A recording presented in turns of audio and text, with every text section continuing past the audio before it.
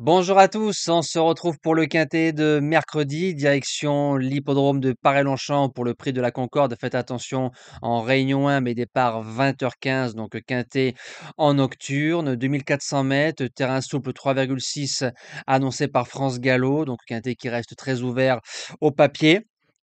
Comme d'habitude, vous le savez, on like, on partage, je compte sur vous et je vois qu'il y a beaucoup d'abonnés qui sont pas contents vis-à-vis d'autres abonnés qui ne likent pas. Je rappelle que c'est gratuit et ça donne beaucoup de force à la chaîne YouTube et ça remercie le créateur. On va retrouver les résultats du week-end. Donc on démarre avec samedi 3 mai, on a un tiercé écarté quinté en 6 chevaux. Bon, on l'a donné en 5, en 6, ça va. Sinon, il fallait trouver tiercé écarté quinté dans l'ordre.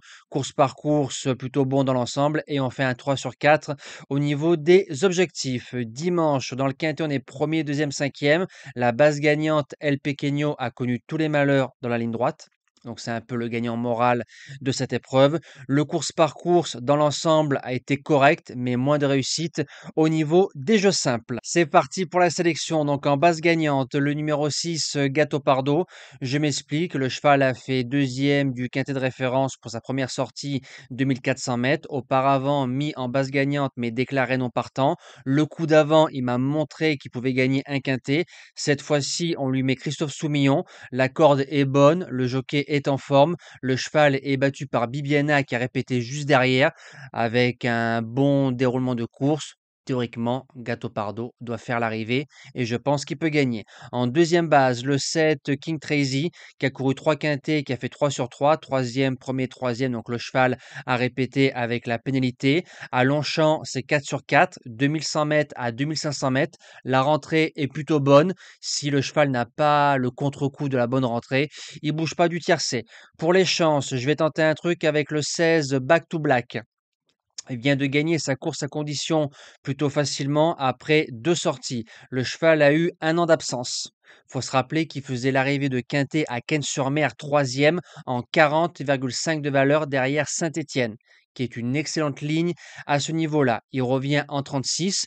Alors, est-ce qu'il sera à 100% pour jouer les premiers rôles dans un gros Quintet parisien? Mais maintenant, avec la valeur en baisse, je pense qu'il peut finir dans les 5. En quatrième position, le 9 Massimo Meridio, qui vient de remporter son premier handicap avec style. On lui a mis 2,5 kg de pénalité et son premier quintet plus octobre 2024. Le cheval est neuvième, mais il a mieux couru que ça. Donc je me dis que sur la forme, attention. En cinquième position, le 14 Mélango qui a gagné quintet au Val d'Or, qui a répété dans le quintet de référence avec 3,5 kg de pénalité. Il est fiable pour les places, j'achète. En sixième position, le 14 I Have Dancer a fait devant Méchant dans le quintet de référence. Il a fait septième, il a bien couru. C'est un cheval qui revient sur 2400 mètres. Il a prouvé par le passé qu'il pouvait gagner des quintets avec cette valeur-là.